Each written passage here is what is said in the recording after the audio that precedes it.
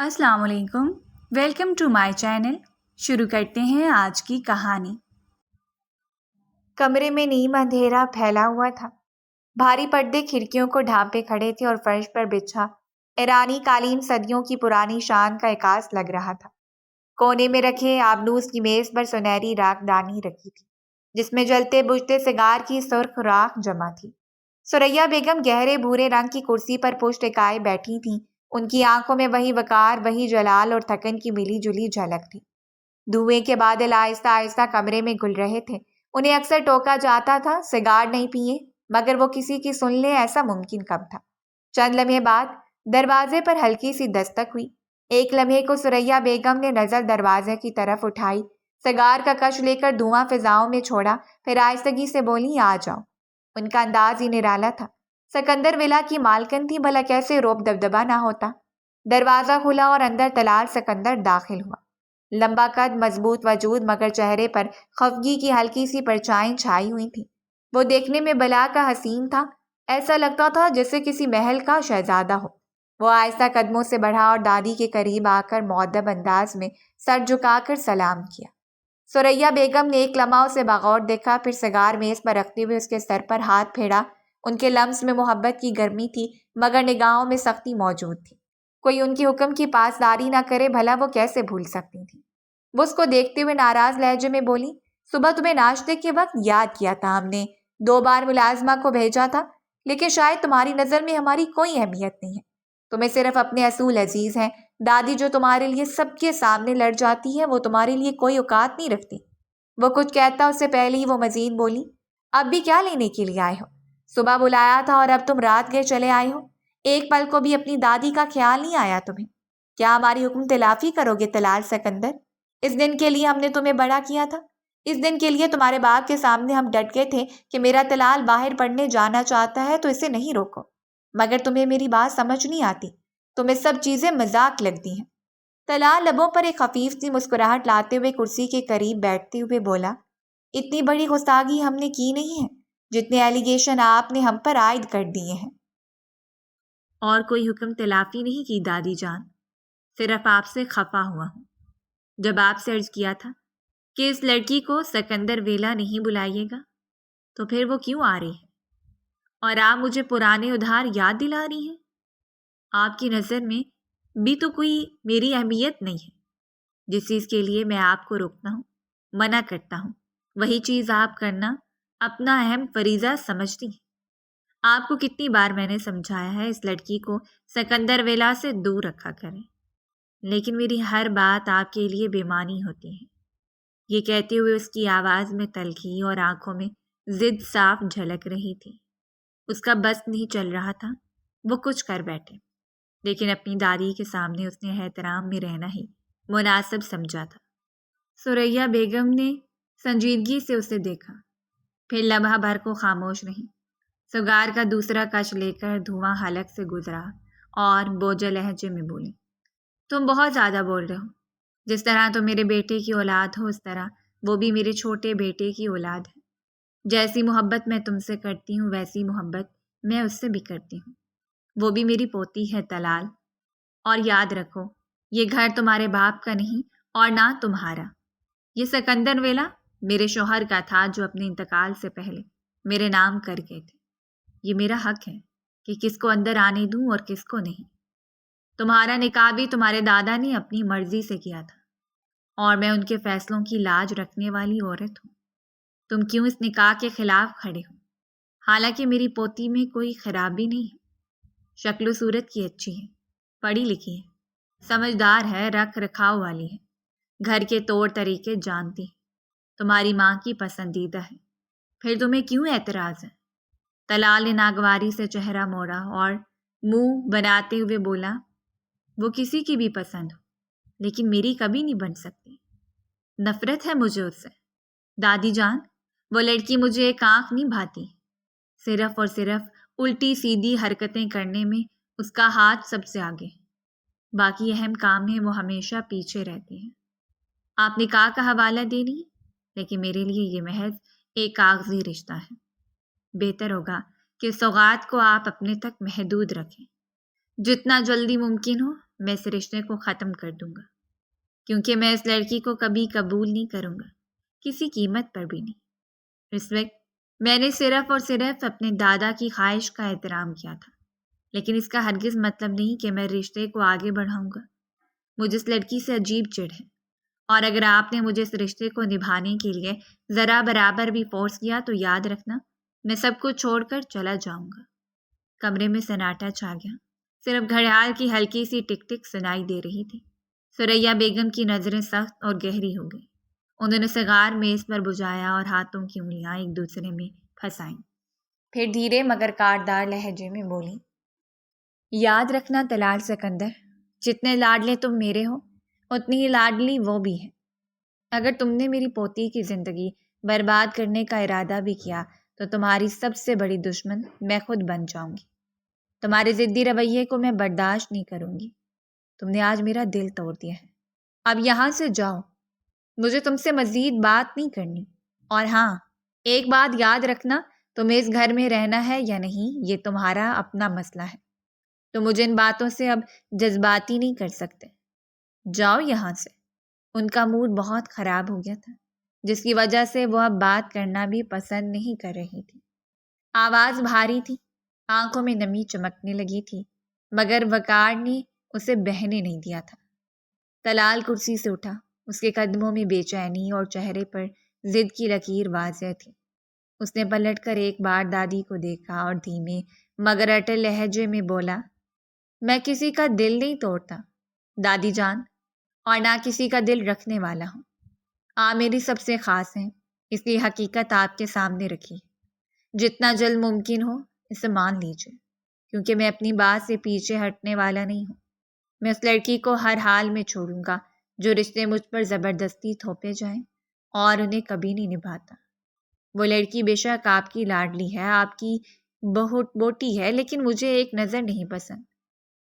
اب آپ اس طرح سے رویہ اختیار کریں یا کسی اور طریقے سے مجھے منائیں، مگر جو میں نے طے کر لیا ہے وہ میں بھی کر کے رہوں گا، کیونکہ میں بھی سکندر صاحب کا ہی پوتا ہوں۔ یہ کہہ کر وہ تیز قدموں سے کمرے سے نکل گیا۔ دروازہ دھڑام سے بند ہوا تھا۔ ثریا بیگم پیچھے اکیلی رہ گئی تھیں۔ ان کے ہاتھوں کی مٹھیاں سختی سے بھینچ گئی تھیں، ہونٹ کپکپانے لگے۔ لمحہ بھر کو وہ اپنی کرسی پر جھک گئیں، جیسے اندر کا بوجھ انہیں جھکا رہا ہو۔ آنکھوں میں آگ اور دل میں بے بسی کی لہر تھی۔ کمرے میں سگار کا دھواں ابھی بھی تیر رہا تھا، جیسے اس لمحے کی تلخی کو اپنے ساتھ محفوظ کر رہا ہو۔ دوسری جانب چھوٹے سے مکان کے ڈرائنگ روم میں پرانے لکڑی کے صوفے پر پرانی کڑھائی والا کپڑا بچھا تھا۔ دیوار پر لگی گھڑی مسلسل ٹک ٹک کر رہی تھی۔ پنکھا اپنی چوں چوں کی آواز کے ساتھ گھوم رہا تھا، لیکن پھر بھی کمرے میں عجیب سی سکون کی فضا تھی۔ روشنی فرش پر بچھے دری پر دوپٹے کو سمیٹے اپنے باپ کے قدموں میں بیٹھی تھی۔ اصل سکندر اپنی بیٹی کے بالوں پر ہاتھ پھیرتے جا رہے تھے، جیسے برسوں سے یہی معمول ہو۔ ان کی آنکھوں میں تھکن ضرور تھی، مگر بیٹی کے سامنے وہ ہمیشہ نرمی اور محبت کے پہاڑ بن جاتے تھے۔ ان کے لیے ان کا سب کچھ ان کی روشانی تھی، جسے پیار سے وہ روشنی کہتے تھے۔ ان کے آنگن کی روشنی جس نے پیدا ہو کر ان کے پورے گھر کو بہکا دیا تھا۔ روشنی نے اپنا چہرہ اوپر اٹھایا، آنکھوں میں ضد اور لبوں پر شکوہ لیے بولی، بابا، جب آپ کا دل ہی نہیں چاہ رہا مجھے سکندر ویلا بھیجنے کو تو پھر کیوں بھیج رہے ہیں؟ میں کون سا ضد کر رہی ہوں وہاں جانے کی؟ وہاں جا کر اس سڑے ہوئے بیگن کی شکل دیکھنے سے بہتر ہے کہ میں یہیں رہوں۔ مجھے بھی اذیت ہوتی ہے اور آپ کو بھی۔ بلا وجہ وہ مجھے پریشان کرتے ہیں، الٹی سیدھی باتیں کر کے دادی کو بھی الجھن میں ڈال دیتے ہیں، اور پھر بلا وجہ وہ مجھے ڈانٹتی ہیں کہ تم اپنے شوہر کی قدر نہیں کرتی۔ اب بھلا میں کیسے ان کی قدر کروں جب وہ مجھے منہ ہی نہیں لگا رہے ہیں؟ اصل سکندر کے چہرے پر ایک لمحے کو مسکراہٹ ابھری۔ انہوں نے آہستگی سے بیٹی کی پیشانی پر ہاتھ رکھا اور نرم لہجے میں بولے، ایسے نہیں کہتے گڑیا رانی، وہ تمہارا شوہر ہے۔ تمہارے دادا جان نے تم دونوں کا نکاح اپنی خوشی سے کروایا تھا۔ ہاں، کچھ حالات ایسے ہو گئے کہ ہم سب بے بس ہیں۔ وہ شاید سمجھ نہیں پاتا، مگر دل کا برا ہرگز نہیں ہے۔ میں اس کے ساتھ بیٹھا ہوں. وہ ہمیشہ مجھے باپ کا مقام دیتا ہے. کبھی اس نے مجھ سے کوئی بدتمیزی نہیں کی. ہمیشہ عزت کے ساتھ پیش آیا ہے. بس تمہارا تھوڑا سا بچپنا اسے پریشان کر دیتا ہے. اگر تم اسے دور کر لو تو ساری چیزیں ٹھیک ہو جائیں گی. میں یہ نہیں کہتا کہ تم اپنے بچپنے کو ختم کر دو. اگر تمہارا بچپنا ختم ہو گیا تو تمہارا باپ بھی ختم ہو جائے گا. لیکن اپنے شوہر کے سامنے تھوڑی سمجھداری کا مظاہرہ کر لیا کرو کیونکہ اسے میچور لوگ پسند ہیں. روشنی نے ناک چڑھائی، چہرہ سکیڑا اور منہ بگاڑ کر بولی، بابا پلیز اس اڑیل کی میرے سامنے تعریف نہیں کیا کریں. اس کو تو مجھ سے اللہ واسطے کا بیر ہے. نہ جانے میں نے ایسا کیا کر دیا ہے جو ہر وقت میرے پیچھے پڑا رہتا ہے. بلا وجہ میری زندگی اجیرن بنا دی ہے اس نے. اس سے تو اچھا تھا کہ میں امان سے شادی کر لیتی. کم سے کم وہ مجھے خوش رکھتا، میرے نخرے برداشت کرتا، میری خواہشات کا احترام کرتا، کبھی مجھے نہیں ٹوکتا. بلا وجہ یہ سڑیل میرے گلے میں آ گئے ہیں. اور اوپر سے ابھی جملہ پورا بھی نہیں ہوا تھا کہ کچن سے برتنوں کی کھرکھراہٹ کے ساتھ کلثوم بیگم کی غصے بھری آواز ابھری. اگلے ہی لمحے ان کی جوتی ہوا میں اڑی اور سیدھی روشنی کی طرف آئی. روشنی نے پھرتی سے باپ کے ساتھ لپک کر خود کو بچا لیا. دونوں باپ بیٹی فوراً ہوش میں آئے تھے. کچن سے کلثوم بیگم غصے میں چلائیں، ہائے ہائے کچھ تو شرم کر لو. باپ کے سامنے کیسی کیسی فضول فرمائشیں کرتی ہوں. باپ ہے وہ تمہارا یا کوئی دوست؟ یہ لڑکی مجھ سے مار کھائے گی. بالکل بگڑ چکی ہے. اور یہ سب آپ کا کیا دھرا ہے اسد. روشنی نے اپنے باپ کا بازو تھام کر کچن کی طرف جھانکا اور زور سے بولی، آپ نہ کچھ زیادہ ہی سڑے ہوئے بینگن کی سائڈ لیتی ہیں. ایک دن دیکھنا آپ کو ایسا جواب دیں گے کہ آپ ان کی طرف دیکھنا بھی پسند نہیں کریں گی. اور رہی میرے بابا کی، بابا بعد میں ہے، پہلے میرے دوست ہیں، ہے نا بابا؟ اسد سکندر نے بیٹی کو اپنے سینے سے لگا کر ہلکی سی مسکراہٹ کے ساتھ کلثوم بیگم کو مخاطب کیا. کلثوم میری بیٹی کو کچھ نہیں کہا کرو. جلد ہی چلی جائے گی. پورا 1 مہینہ وہاں گزارنا ہے اس نے. تم بس اس کے ساتھ اچھا برتاؤ کیا کرو. میری جان ہے یہ، میرا سب کچھ. کلثوم بیگم نے برتن سینک پر رکھتے ہوئے ناگواری سے منہ بنایا. آنکھوں میں سختی تھی. ان کے چہرے پر فکریں چھلک رہی تھیں کہ روشنی کی ضدیں کہیں آنے والے دنوں میں سب کے لیے مشکل نہ کھڑی کر دیں. وہ غصے سے بربراتے ہوئے کچن میں واپس چلی گئی. روشنی نے سکھ کا سانس لیا تھا اور اپنے باپ کے سینے سے اور قریب ہو گئی. اس کی پلکیں بوجھل ہوئیں، چہرے پر ضد کی جگہ لمحاتی سکون نے لے لی تھی. وہ آہستہ سے آنکھیں موند کر بولی، بابا آپ کے ساتھ ہوں تو سب کچھ اچھا لگتا ہے، لیکن وہاں سب اجنبی لگتے ہیں. دل ڈرتا ہے، لیکن یہ باتیں میں کیسے سمجھاؤں سب کو. اسد سکندر نے اس کے سر پر ہاتھ رکھا اور آسمان کی طرف نظریں اٹھا کر دل ہی دل میں دعا کی. کمرے کی خاموشی میں صرف بیٹی کی دھیمی سانسیں اور دیوار پر گھڑی کی ٹک ٹک باقی رہ گئی. اگلا دن دفتر کے اندر ایئر کنڈیشنر کی ہلکی سی گونج سنائی دے رہی تھی. دیوار پر لگے شیشے کے فریم میں بڑے بڑے پروجیکٹ چارٹ سجائے تھے اور سامنے والی میز پر لیپ ٹاپ کے ساتھ کئی فائلیں کھلی پڑی تھیں. طلال اپنی کرسی پر پشت ٹکائے تیزی سے کی بورڈ پر انگلیاں چلا رہا تھا. اس کی آنکھوں میں توجہ اور ماتھے پر تناؤ کی لکیریں تھیں. کمرے کے دروازے پر ہلکی سی دستک ہوئی. آ جاؤ، وہ نظریں اٹھائے بغیر بولا. دروازہ کھلا اور اندر خرم داخل ہوا. ہلکے رنگ کی شرٹ اور سلیقے سے بندی ٹائی میں وہ ہمیشہ کی طرح پرسکون لگ رہا تھا. اس نے ایک لمحے کو بڑے بھائی کو دیکھا، پھر سامنے کرسی کھینچ کر بیٹھ گیا. جناب، امی بتا رہی تھیں صبح بغیر ناشتہ کیے دفتر آ گئے. وجہ جان سکتا ہوں؟ آپ اچھی طرح جانتے ہیں. جب بھی آپ ناشتہ چھوڑتے ہیں امی بھی ضد میں ناشتہ نہیں کرتی. دادی بیگم بھی آج سخت ناراض تھیں.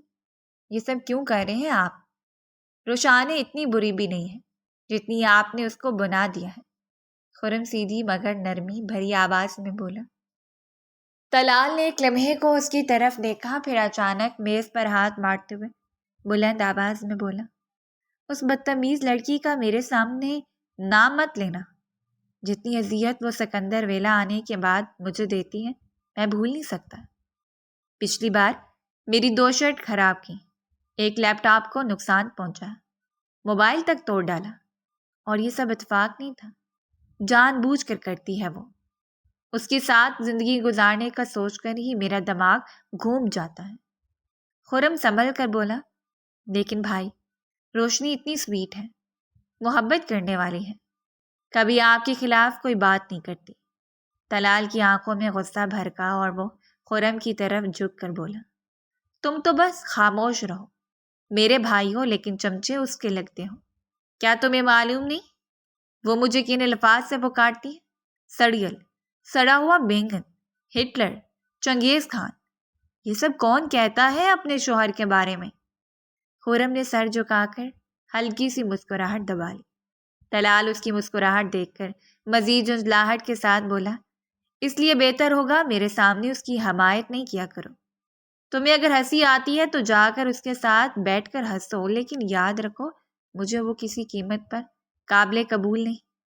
دادی بلا وجہ بہانے بنا کر اسے یہاں بلاتی ہیں اور میرے قریب کرنے کی سازش کرتی ہیں، لیکن جب میں کسی کو پسند ہی نہیں کرتا تو زبردستی کے رشتے کو کیسے نبھاؤں؟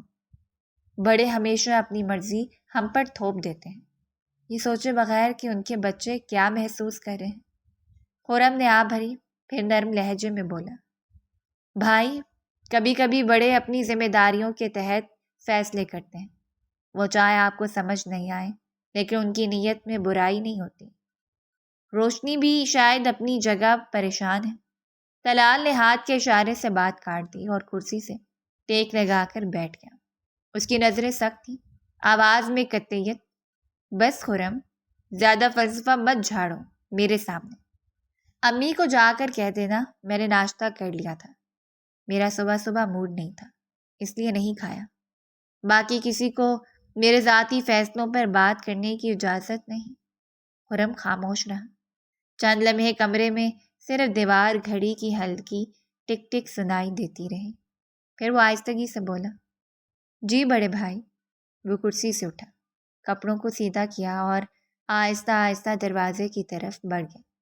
دروازہ کھلنے اور بند ہونے کی آواز کے بعد کمرہ پھر وہیں کا وہیں تھا۔ لیپ ٹاپ کی سکرین کی روشنی، فائلوں کا بوجھ اور ایک ضدی شخص کی خاموش جھنجھلاہٹ۔ دوسری جانب کمرے میں دوپہر کی دھوپ پردوں کے پیچھے سے چھن کر آ رہی تھی۔ چھوٹے سے کمرے میں ایک طرف بکسا کھلا پڑا تھا جس میں کپڑے طے کیے جا رہے تھے، دری پر جوتوں کا ایک جوڑا رکھا تھا اور بیڈ پر دوپٹہ ادھورا لپٹا ہوا تھا۔ روشنی کپڑوں کو جھٹک جھٹک کر بکسے میں رکھ رہی تھی، اس کے چہرے پر جھنجھلاہٹ اور بیزاری کی جھلک صاف نمایاں تھی۔ اسی لمحے دروازہ آہستہ سے کھلا اور کلثوم بیگم دودھ کا گلاس ہاتھ میں لیے اندر داخل ہوئی۔ دروازے کے قریب آ کر وہ رکی تھی کہ روشنی نے ایک نظر دیکھا اور فوراً اونچی آواز میں بولی، امی، آپ یہ بات بالکل ذہن سے نکال دیں کہ میں یہ دودھ پینے والی ہوں، جا کر رات کی چائے کے لیے رکھ دیں۔ اور ہاں، آپ سے مجھے بات بھی نہیں کرنی، کل آپ نے مجھے چپل ماری تھی وہ میں بھولی نہیں ہوں۔ اس کی آنکھیں چھوٹی ہو گئیں، ہونٹ سختی سے بند اور چہرہ غصے سے سرخ۔ کلثوم بیگم سیدھی اس کے قریب آئیں اور کان کو مروڑتے ہوئے بولیں، بالکل چپ، فضول بکواس بند کرو اور خاموشی سے یہ دودھ پی لو۔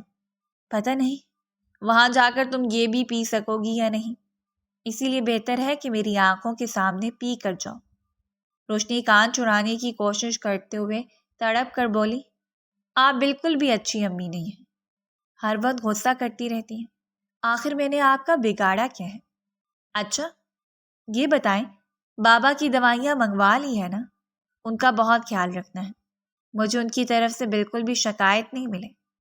میرے بابا میرا سب کچھ ہے، اگر انہیں کچھ ہو گیا تو میں جیتے جی مر جاؤں گی۔ میں اپنے باپ کی ذمہ داری آپ کے کندھوں پر ڈال کر جا رہی ہوں، آپ ان کا بھرپور خیال رکھیں گی، وعدہ کریں مجھ سے؟ کلثوم بیگم نے تھوڑا نرم لہجہ اختیار کیا اور بولی، ہاں بابا کی لاڈلی، دوائیاں منگوا بھی لی ہیں اور انہیں دے بھی دی ہیں۔ جتنا تم ان کا خیال رکھتی ہو اس سے کئی گنا خیال میں رکھتی ہوں۔ اگر وہ تمہارے بابا ہیں تو وہ میرے شوہر بھی ہیں، اس لیے ان کی طرف سے بے فکر ہو جاؤ، تمہاری ماں سب سنبھال لے گی۔ اب تم میری بات دھیان سے سنو، وہاں جا کر طلال کی ذرا خدمت کرنا، اسے اپنی طرف مائل کرنے کی کوشش کرو، شوہر ہے وہ تمہارا، دیکھنا تم سے کتنا جڑتا ہے۔ اس دفعہ خاص طور پر اماں جان نے اسی لیے بلایا ہے کہ تم طلال کے آگے پیچھے گھومو، اسے قریب ہو۔ روشنی کپڑوں کو زور سے بکسے میں پٹکتے ہوئے بولی، کیا مصیبت ہے؟ میں لڑکی ہوں یا گڑیا؟ جس کا دل چاہتا ہے مجھے اپنی مرضی کے مطابق موڑ دیتا ہے۔ کم سے کم آپ تو سمجھے میری فیلنگز۔ وہ مجھے پسند ہی نہیں کرتا۔ اگر وہ مجھے اپنے ساتھ نہیں رکھنا چاہتا تو ہماری علیحدگی کیوں نہیں کروا دیتے؟ آپ لوگ بلا وجہ آپ لوگوں نے اس رشتے کو گلے کا ڈھول بنا دیا ہے۔ نہ اس ڈھول کو وہ پہننا چاہتا ہے اور نہ مجھے پہننے دیتا ہے۔ بلا وجہ بس ادھر ادھر ہمارا رشتہ ڈاما ڈول ہو رہا ہے۔ کلثوم بیگم نے گھبرا کر فوراً اس کے منہ پر ہاتھ رکھ دیا اور سختی سے بولی، ارے توبہ کرو، خدا نہ کرے تم دونوں کی علیحدگی ہو۔ اللہ میری بیٹی کو ہمیشہ سدا سہاگن رکھے۔ میں کبھی نہیں چاہتی کہ تمہارے ماتھے پر طلاق کا دھبا ہے۔ یہ تمہاری ماں کی گزارش ہے تم سے، اپنا گھر بسا لو بیٹی۔ مجھ میں ہمت نہیں ہے کہ میں اپنی ایک ہی بیٹی کے سر پر اتنا بڑا دکھ دیکھوں۔ خدا کی قسم، اگر تمہارے حصے میں یہ تکلیف آئی تو تمہارا باپ اور میں جیتے جی مر جائیں گے۔ روشنی ان کی آنکھوں میں دیکھتے ہوئے بولی، تو آپ چاہتی ہیں کہ آپ کی بیٹی ساری زندگی سمجھوتے پر گزار دے، اپنی ذاتی خوشیاں تلاش نہیں کرے، بس لوگوں کی خوشیوں کی خاطر اپنا آپ مار دے؟ امی، یہ کہاں کا انصاف ہے؟ کلثوم بیگم نے نفی میں سر ہلایا۔ ان کے چہرے پر فکر اور نرمی اکٹھی جھلک رہے تھے۔ ایسا نہیں ہے، تمہیں طلال جتنا برا لگتا ہے وہ اتنا برا نہیں ہے، وہ صرف تمہاری حرکتوں سے اریٹیٹ ہو جاتا ہے، ورنہ دل سے تمہیں پسند کرتا ہے۔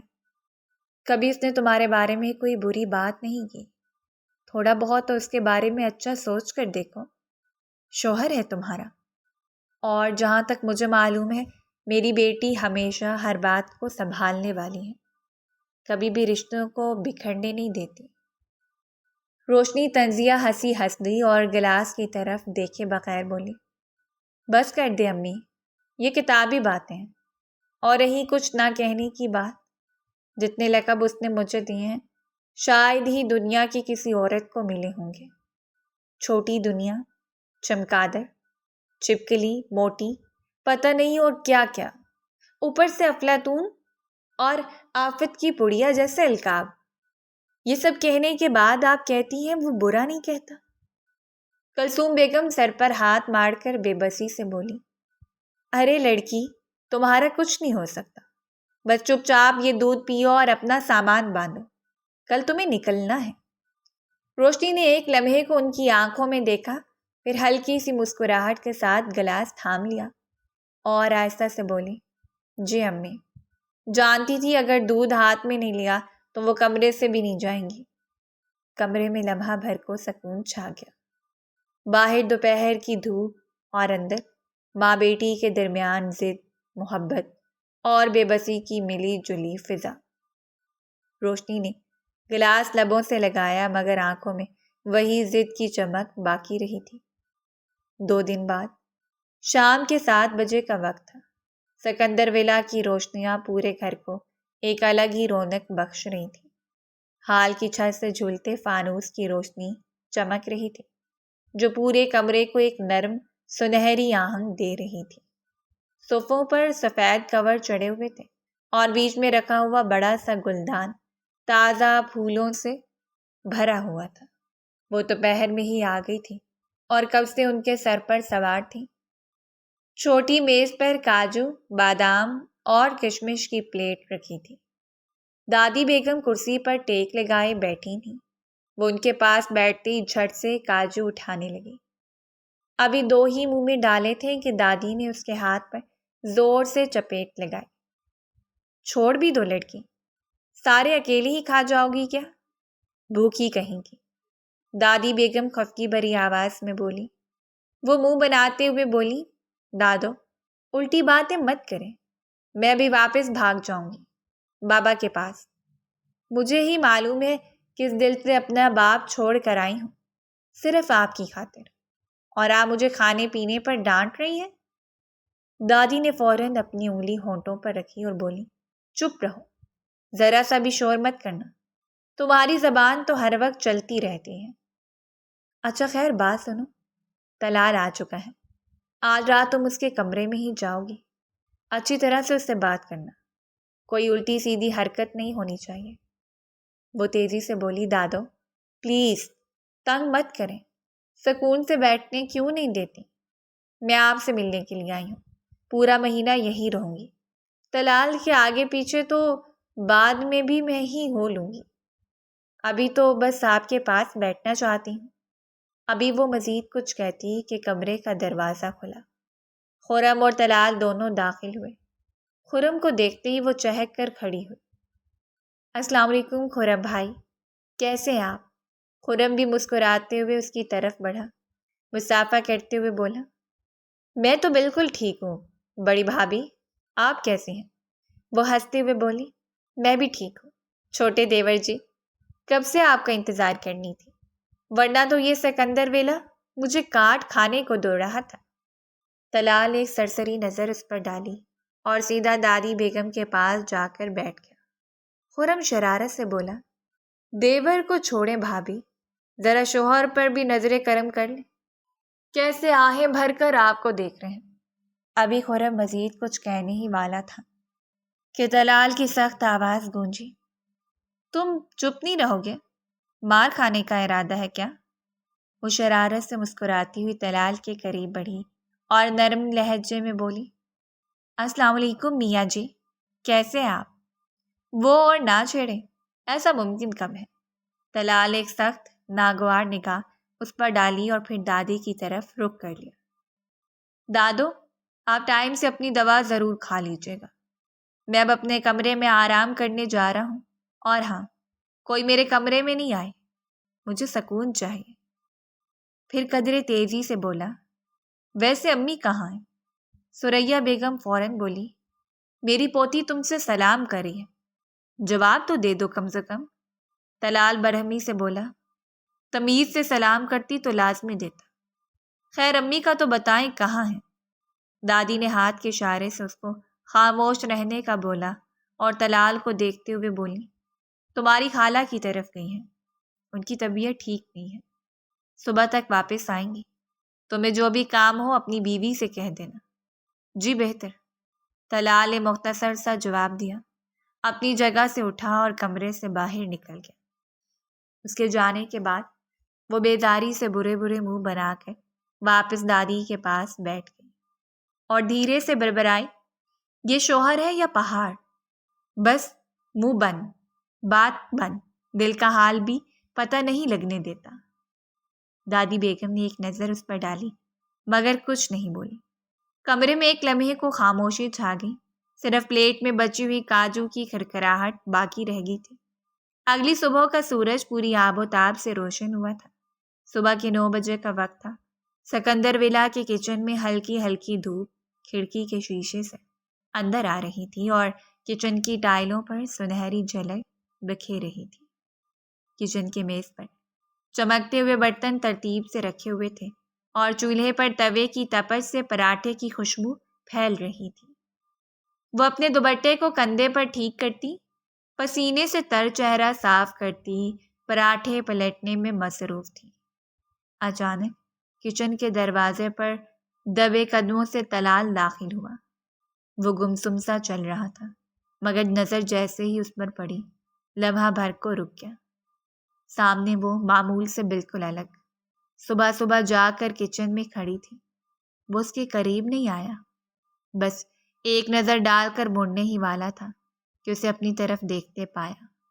وہ چونک کر پلٹی اور فوراً بولی، کہاں جا رہے ہیں آپ؟ ناشتہ نہیں کریں گے؟ طلال سخت لہجے میں بولا، بھوک نہیں ہے مجھے، وہیں کر لوں گا۔ وہ جلدی سے ہاتھ کے پچھلے حصے سے ماتھے کا پسینہ صاف کرتی ہوئی ہلکی پریشانی میں بولی، میں نے آپ کا ناشتہ بنایا ہے، اتنی محنت سے بنایا ہے۔ میں تو ناشتہ بناتی بھی نہیں ہوں، لیکن صرف آپ کی خاطر صبح صبح جاگی ہوں۔ پلیز ناشتہ کر کے جائیں، دادی مجھ سے ناراض ہو جائیں گی۔ طلال ایک سخت سانس کھینچا اور غصے میں بولا، مجھے اس سے کوئی فرق نہیں پڑتا کہ تم ناشتہ بناتی ہو یا نہیں، مجھے نہیں کرنا تمہارے ہاتھ کا ناشتہ، یہ طے ہے۔ وہ ایک دم تپ گئی تھی، پراٹھا پلٹتے ہوئے چمٹا زور سے سلپ پہ رکھا اور سامنے دیکھتے ہوئے بولی، آخر آپ کے ساتھ مسئلہ کیا ہے؟ ایک تو صبح صبح مجھے جگا دیا گیا کہ آپ کے لیے ناشتہ بناؤ، اب بنا دیا ہے تو کھا کر جائیں۔ آپ کو پتہ کتنی محنت لگتی ہے؟ آٹا گوندو، پراٹھا بناؤ، انڈے کا آملیٹ تیار کرو، چائے بناؤ، اور ساتھ ہی بھجیا بھی بنائی ہے، صرف اس لیے کہ آپ کو پسند ہے، اور اوپر سے کباب بھی تلی ہیں۔ یہ سب کچھ آپ کے لیے کیا ہے، اور اب آپ کہتے ہیں کہ نہیں کھائیں گے؟ یہ تو ناانصافی ہے۔ اس کے لہجے میں الجھن اور بے بسی دونوں شامل تھے۔ طلال ایک لمحے کے لیے خاموش ہو گیا تھا۔ واقعی اس نے محنت کی ہے۔ دوپٹے کے کنارے پسینے سے بھیگے ہوئے تھے، ہاتھوں پر آٹے کی سفیدی جمی ہوئی تھی، اور چہرے پر تھکن کے ساتھ ساتھ کوشش کی ایک جھلک موجود تھی۔ طلال سنجیدہ ہوتے ہوئے بولا، تمہاری خاطر کچھ نہیں کھا رہا، صرف دادی کے لیے بیٹھ رہا ہوں، ورنہ تمہیں تو دیکھنا بھی پسند نہیں کرتا، چپکلی کہیں گی۔ وہ فوراً پلٹی، آنکھیں غصے سے تنگ ہو گئیں۔ دیکھیں، مجھے چپکلی مت کہیں، اگر میں بھی آپ کو کچھ کہہ دوں گی تو آپ کو برا لگے گا۔ طلال نے سر جھٹکا اور آگے بڑھ کر کرسی گھسیٹی اور بیٹھ گیا۔ کرسی کی چرچراہٹ نے کچن کے سکون کو توڑ دیا تھا۔ وہ دھیرے دھیرے میز کے قریب آ کر ناشتہ چننے لگی تھی۔ پلیٹوں میں پراٹھے رکھے، ایک پیالے میں بھجیا رکھی، ساتھ میں انڈے کا آملیٹ، چائے کا کپ اور چھوٹی پلیٹ میں کباب۔ اس نے بڑی احتیاط سے سب کچھ اس کے سامنے رکھا اور ایک نظر اس کے چہرے پر ڈالی، مگر طلال کا چہرہ پتھر کی طرح سخت تھا۔ وہ بنا کچھ کہے بس کھانے کی طرف دیکھنے لگا تھا۔ کچن میں صرف برتنوں کی کھنک اور چائے کی بھاپ کا ہلکا شور باقی تھا۔ وہ آہستہ سے کرسی کھسکا کر دوسری طرف بیٹھ گئی۔ اس کے چہرے پر دبی ہوئی ناراضگی اور دل کی الجھن صاف جھلک رہی تھی۔ ایک لمحے کے لیے دونوں کے بیچ خاموشی چھا گئی۔ طلال نے پراٹھے کی طرف ہاتھ بڑھایا تو وہ بے اختیار بول پڑی، ابھی تو کہہ رہے تھے میرے ہاتھ کا ناشتہ نہیں کریں گے۔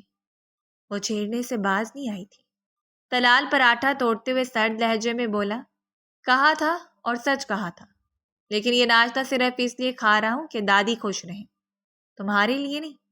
اس کے دل میں چبھن سی اٹھی۔ اس نے بامشکل مسکراہٹ دبا لی اور آہستگی سے بس اتنا بولی، ٹھیک ہے، دادی کے لیے ہی صحیح۔ فضا میں خاموشی ایک بار پھر پھیل گئی۔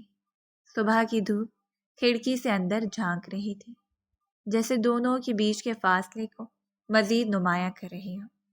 2 دن بعد وقت کی رفتار نہ کبھی تھم سکی ہے، نہ کبھی تھم پائے گی۔ ڈرائنگ روم کی روشنیاں مکمل جوبن پر تھیں۔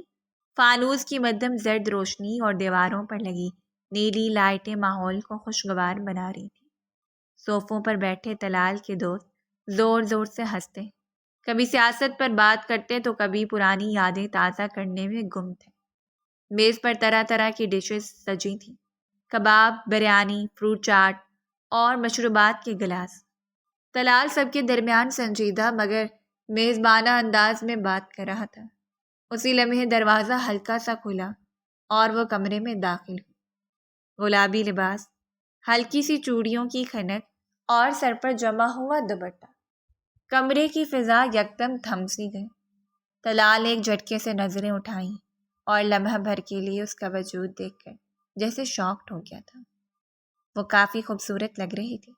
اس سے پہلے کہ طلال کچھ کہتا، وہ اعتماد سے چند قدم آگے بڑھی اور خوش اخلاقی سے بولی، السلام علیکم حضرات، میں روشنی طلال سکندر ہوں، آپ سب کے دوست طلال سکندر کی منقوہ۔ کمرے میں بیٹھے تمام لڑکے یکدم اپنی جگہوں سے کھڑے ہو گئے۔ جواب میں سب نے وعلیکم السلام کہا۔ ان کے چہروں پر حیرانی اور خوشی کی ملی جلی جھلک تھی۔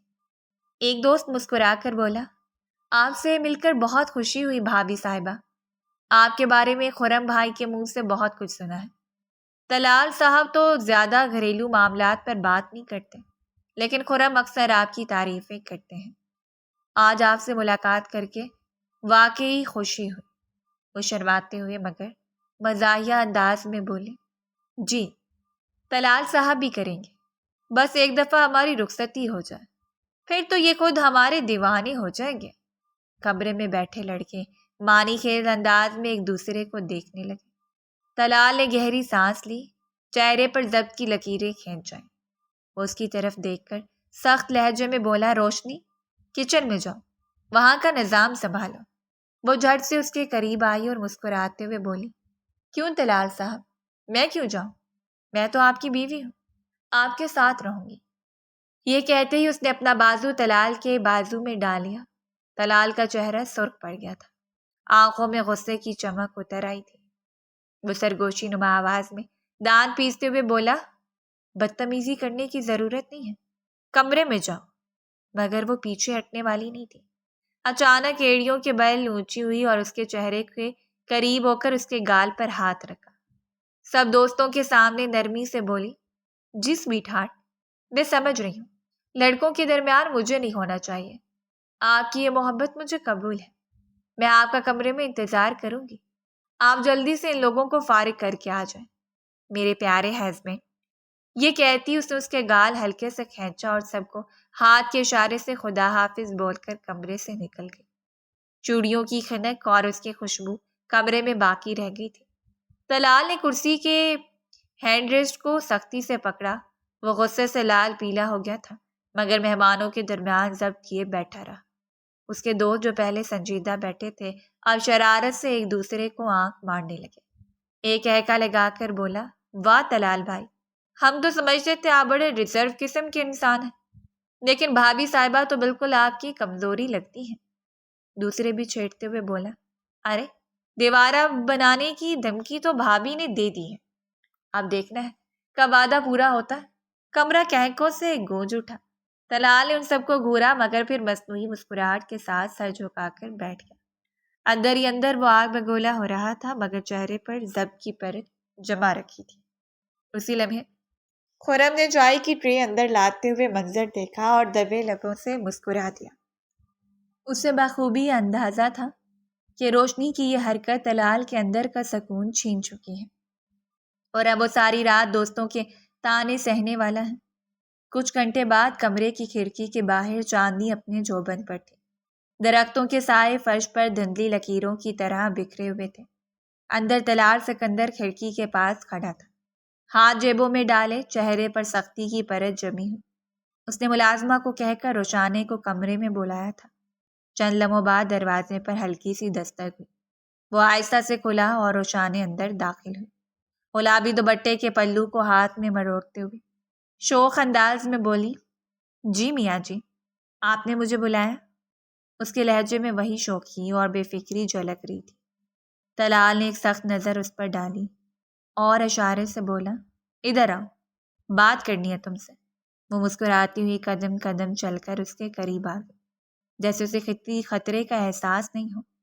لیکن اگلے ہی لمحے طلال نے جھک کر اس کی کمر میں ہاتھ ڈالا اور اپنے قریب کر لیا۔ اس کے چہرے پر سرد ہنسی تھی۔ بہت شوق ہے نا تمہیں رخصتی کا، یہ اونچی حرکتیں کرنے کا؟ آج میں تمہارا دماغ درست کر دوں گا، چلو بستر پر۔ روشانی چونک کر پیچھے ہٹی، اس کا ہاتھ جھٹکنے کی کوشش کرتے ہوئے بولی، کیا بدتمیزی ہے یہ، چھوڑے مجھے، کمرے سے باہر جانا ہے۔ طلال نے اس کی مزاحمت کو نظر انداز کرتے ہوئے گرفت مزید سخت کی۔ اس کی آواز میں تلخی اور جھنجھلاہٹ تھی، کیوں چھوڑوں تمہیں؟ آخر تم کہتی ہو نا کہ مجھ سے محبت کرتی ہو، میاں جی ہوں تمہارا، بیوی ہونے کا حق ادا کرو۔ 1 سال ہو گیا نکاح کو، ابھی تک رخصتی نہیں ہوئی، سلگ رہا ہوں میں، آج مجھے ٹھنڈا کرو گی تم۔ روشانی کے چہرے پر ہنسی غائب ہو گئی تھی۔ وہ آنسوؤں سے لبریز آنکھوں کے ساتھ لرزتی ہوئی بولی، پاگل ہو گئے ہیں آپ، کس طرح کی باتیں کر رہے ہیں؟ دماغ چل گیا آپ کا، میں تو بس مذاق کر رہی تھی، سب کے سامنے آپ کو چھیڑا تھا، طلال کی آنکھوں میں ہلکی سی چمک ابھری، جیسے وہ مزید بھڑک رہا ہو۔ آج تمہارا مذاق نکالوں گا اچھی طرح۔ تمہیں رخصتی کا شوق ہے نا؟ تو سنو، آج میں تمہیں بیوی ہونے کا پورا حق دوں گا، تمہاری خواہشات پوری کروں گا۔ روشانے نے یکدم زور لگا کر اپنا ہاتھ چھڑانے کی کوشش کی۔ آنسو رخساروں پر بہہ نکلے تھے، آواز کانپ رہی تھی، مگر الفاظ میں عزم تھا۔ ہاتھ چھوڑے میرا، بدتمیزی مت کریں طلال سکندر، میری نظروں میں مت گریں۔ جو مقام آپ کا میرے دل میں ہے اسے اونچا ہی رہنے دیں۔ جتنی عزت میں آپ کی کرتی ہوں، اگر آج آپ نے میرے ساتھ کچھ بھی کیا، آپ سارے مقام کھو دیں گے۔ اس کی لرزتی یہ آواز، بھیگی آنکھیں اور دل سے نکلے الفاظ لمحے بھر کے لیے طلال کے وجود کو ہلا گئے تھے۔ اس نے ہاتھ ڈھیلا کیا اور الجھی نظروں سے اس کی طرف دیکھا۔ کیا محبت کرتی ہو یا پھر صرف جھوٹے وعدے ہیں تمہارے؟ روشانے کپکپاتے لبوں کے ساتھ بولی، آپ کبھی ایک لڑکی کے دل سے واقف ہی نہیں ہو سکتے۔ آپ پتھر دل انسان ہیں، آپ کا کچھ نہیں ہو سکتا۔ یہ کہتے ہی اس نے ایک جھٹکے سے اپنا ہاتھ چھڑایا اور دروازے کی طرف لپکی۔ آنکھوں سے بہتے آنسوؤں کے ساتھ وہ کمرے سے باہر نکل گئی تھی۔ اس کے قدموں کی چاپ دالان میں گونجتی چلی گئی تھی۔ کمرے کے اندر صرف خاموشی رہ گئی۔ طلال سکندر کھڑکی کے پاس وہیں کھڑا رہ گیا۔ اس کی مٹھی بھینچی ہوئی تھی، سانس بھاری اور چہرے پر الجھن کے سائے۔ لمحہ بھر پہلے کی سختی اب ایک عجیب خالی پن میں بدل گئی تھی۔ وہ کچھ کہہ نہیں پایا تھا، بس چپ چاپ رات کے سناٹے کو تکتا رہ گیا تھا۔ اگلی دوپہر کا سکوت پورے سکندر ولا پر چھایا ہوا تھا۔ درختوں کی چھاؤں لان میں پھیل گئی تھی، پرندے ہلکی ہلکی آواز میں چہچہا رہے تھے۔ طلال دفتر سے واپس آیا تو اس کے چہرے پر بے چینی اور اضطراب کی پرچھائیاں صاف دکھائی دے رہی تھیں۔ کار پورٹ میں رکنے کے بعد وہ کچھ دیر تک وہیں کھڑا رہا، جیسے کسی بڑے فیصلے پر سوچ رہا ہو۔ سگریٹ سلگانے کا بھی دل چاہا، مگر پھر فوراً ہی جھٹک دیا۔ آج اس کا دل کسی اور چیز کے لیے مچل رہا تھا۔ آخر کار اس نے بھاری قدموں کے ساتھ دادی کے کمرے کی راہ لی۔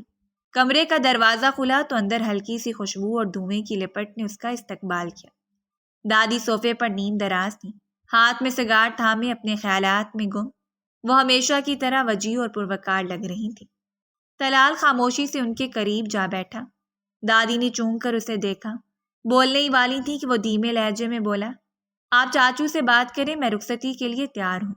یہ سن کر دادی جیسے اپنے خوابوں سے جاگ گئی تھیں۔ انہوں نے فوراً سیدھا ہو کر بیٹھتے ہوئے سوالیہ نگاہوں سے اسے گھورا۔ کیا کہا تم نے؟ مذاق کر رہے ہو نا؟ طلال نے سنجیدگی سے نفی میں سر ہلایا۔ ایسی باتیں مذاق میں نہیں کی جاتی دادی، میں سنجیدہ ہوں۔ آپ اصل چاچو سے بات کریں، اب مزید تاخیر نہیں ہونی چاہیے۔ دادی کی آنکھوں میں حیرت کی جگہ تشویش نے لے لی تھی۔ وہ بولی، یہ کایا پلٹ کیسے گئی ہے؟ کل تک تو تم اس کی شکل دیکھنے کو بھی روادار نہیں تھے، مجھ سے بات نہیں کرتے تھے، کھانا گھر میں نہیں کھاتے تھے، پھر اچانک یہ تبدیلی؟ طلال نے گہری سانس لے کر دادی کی آنکھوں میں دیکھا اور دھیمے لہجے میں بولا، جیسا میں اسے سمجھتا تھا وہ ویسی نہیں ہے۔ آپ صحیح کہتی تھیں، وہ جلدی ضرور ہے لیکن بری نہیں ہے، وہ چنچل ضرور ہے لیکن بدتمیز نہیں ہے، وہ افلاطون ضرور ہے لیکن گھر بسانے والی ہے۔ میں مانتا ہوں میں نے اسے غلط سمجھا، اس لیے اب اپنی ہر غلطی کی معافی مانگنا چاہتا ہوں اور اسے اپنانا چاہتا ہوں۔ بہتر یہی ہوگا کہ ہم دادا کی خواہش کے مطابق اس رشتے کو آگے بڑھا لیں۔ میں دادا کی روح کو سکون دینا چاہتا ہوں۔ ان کی آنکھوں میں خوشی کی چمک اتر آئی تھی۔ وہ جذباتی ہو کر بولی، طلال تمہیں اندازہ نہیں ہے کہ تم نے مجھے اس وقت کتنی بڑی خوشی دی ہے، میں لفظوں میں بیان نہیں کر سکتی۔ اللہ تمہیں زندگی کی ہر آزائش دے، ہر دکھ سے بچائے۔ تم نے آج نہ صرف اپنے مرحوم دادا کی خواہش کو پورا کیا ہے بلکہ ان کی روح کو بھی سکون پہنچایا ہے۔ میرا اسد جب یہ سنے گا تو بہت خوش ہوگا۔ طلال کے لبوں پر ہلکی سی مسکراہٹ ابھری۔ وہ اپنی جگہ سے اٹھا اور آگے بڑھ کر دادی کے ماتھے پر محبت سے بوسہ دیا۔ آپ دعا کریں، باقی سب میں سنبھال لوں گا۔ یہ کہہ کر وہ کمرے سے باہر نکل گیا تھا۔ اس کے قدم آج پرسکون تھے، دل کا بوجھ کچھ ہلکا ہو گیا تھا۔ دادی نے خوشی کے مارے فوراً ٹیبل پر رکھا فون اٹھایا۔ ان کے ہاتھ میں ہلکی سی کپکپاہٹ تھی لیکن چہرے پر طمانینت اور اطمینان کی لکیریں تھیں۔ انہوں نے نمبر ملایا اور جیسے لائن ملی خوشی سے چہک کر بولی، اسد سنو، خوشخبری ہے، طلال راضی ہو گیا ہے۔ ہاں، رخصتی کے لیے اس نے خود کہا ہے کہ اب دیر نہ کروں۔ دوسری طرف سے اسد کی آواز سن کر ان کے چہرے میں مزید روشنی پھیل گئی تھی۔ ان کی آنکھوں میں نمی اور لبوں پر دعا تھی۔ کمرے میں سگار کا دھواں اب انہیں خوشبو لگ رہا تھا، جیسے برسوں کے بوجھ کے بعد دل کو سکون نصیب ہوا ہو۔ ایک ہفتے بعد تمام تیاریوں کے بعد وہ دن بھی آن پہنچا تھا جب گھر والوں کی خوشی کا کوئی ٹھکانہ نہیں تھا۔ وہ احتجاج کرنا چاہتی تھی لیکن گھر والوں کی خوشی کی خاطر چپ ہو گئی تھی۔ کمرہ نرم روشنیوں سے جگمگا رہا تھا، ہر کونے میں خوشبو بھری ہوئی تھی، پھولوں کی مہک، عود کی لطیف خوشبو اور دلہن کے لباس کی چمک پورے ماحول کو خوابناک بنا رہی تھی۔ روشانے سرخ جوڑے میں گھونگھٹ اوڑھے پلنگ کے کنارے سر جھکائے بیٹھی تھی۔ دل کی دھڑکنیں بے ترتیب تھیں، سوچوں کی بھٹکتی لکیریں اسے اور زیادہ بے چین کر رہی تھیں۔ وہ بار بار یہی سوچ رہی تھی کہ آخر اتنی جلدی رخصتی کیوں ہوئی؟ کہیں طلال سکندر زبردستی تو نہیں مان گیا؟ دل میں وسوسے اور آنکھوں میں ہلکی سی نمی تیر رہی تھی۔ چند لمحوں بعد کمرے کا دروازہ آہستگی سے کھلا، قدموں کی چاپ سن کر اس کا دل اور زور سے دھڑکا۔ طلال سکندر کمرے میں داخل ہوا، سہج سہج قدم بڑھاتا ہوا، اس کے چہرے پر وہی سنجیدگی مگر ساتھ ہی ایک ہلکی سی مسکراہٹ نمایاں تھی۔ روشانے نے جھجک کے مارے اور بھی گھونگھٹ کے نیچے چھپنا چاہا، وہ دل ہی دل میں تیار تھی کہ اب پھر طنز سننے کو ملیں گے، کچھ سخت جملے ہوں گے اور وہ آنسو ضبط کر کے بیٹھی رہ جائے گی، مگر ہوا اس کے برعکس۔ طلال اس کے قریب آ کر بیٹھا، نرمی سے سلام کیا اور ہاتھ بڑھا کر گھونگھٹ ہٹا دیا۔ اچانک روشانے نے گھبرا کر سر اور بھی جھکا لیا تھا، مگر طلال نے آہستہ سے اس کی تھوڑی پکڑ کر اس کا چہرہ اوپر کیا اور دھیمے لہجے میں بولا، تم ہمیشہ سر اٹھائے اچھی لگتی ہو، یوں جھکی ہوئی بالکل نہیں۔ مجھے معاف کر دو میرے ہر رویے کے لیے، میں نے تمہیں غلط سمجھا۔ روشانے کی آنکھیں حیرت سے پھیل گئیں، وہ اکلا کر بولی، مطلب؟ میں کچھ سمجھی نہیں۔ طلال نے اس کے دونوں ہاتھ تھام لیے، اپنے ہاتھوں کی گرفت میں لے کر نرم لہجے میں بولا، مجھے اپنی ہر غلطی کا احساس ہو گیا ہے، تمہاری معصومیت، تمہاری محبت میں دیکھ نہیں سکا۔ اس دن جب تم نے کہا تھا کہ میرا مقام اونچا ہے اور اگر میں کچھ بھی کروں تو وہ مقام گر جائے گا، تمہارے ان لفظوں نے مجھے اندر سے ہلا کر رکھ دیا تھا۔ میں نے جانا کہ تم کتنی سچی اور میں کتنا اندھا۔ روشانے کی آنکھوں میں نمی تیر گئی، دل میں خوشی اور دکھ دونوں ایک ساتھ ہلکورے لینے لگے۔ وہ آہستہ سے بولی، تو کیا آپ بھی؟ طلال نے مسکرا کر اس کی بات کاٹ دی، ہاں روشانے، میں بھی تم سے محبت کرتا ہوں، شاید پہلے دن سے ہی، بس ماننے کو تیار نہیں تھا۔ تمہاری شوخیوں نے مجھے الجھایا ہوا تھا، تمہاری باتوں نے مجھے غصہ دلایا، لیکن تمہارے خلوص نے میرا دل جیت لیا ہے۔ روشانے کی پلکوں سے دو موٹی آنسوؤں کی بوندیں نیچے گر گئیں، وہ تھرتھراتے لہجے میں بولی، میں نے تو ہمیشہ دعا کی تھی کہ آپ مجھے اپنا لیں، اور آج آپ یہ سب کہہ رہے ہیں، مجھے یقین نہیں ہو رہا۔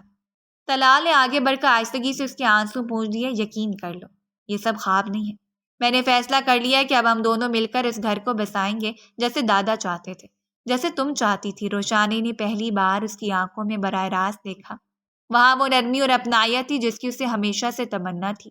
وہ خود پر قابو نہیں رکھ سکی اور دھیرے سے بولی، میں نے ہمیشہ آپ سے صرف ایک چیز مانگی تھی، عزت اور محبت، اور آج لگ رہا ہے کہ میری دعا قبول ہو گئی ہے۔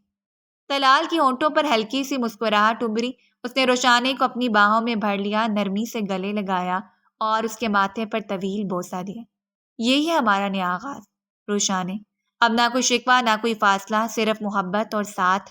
کمرے میں خاموشی پھیل گئی، مگر وہ خاموشی سکون اور طمانینت کی تھی۔ دو دل آخر کار ایک دوسرے کے قریب آ گئے تھے۔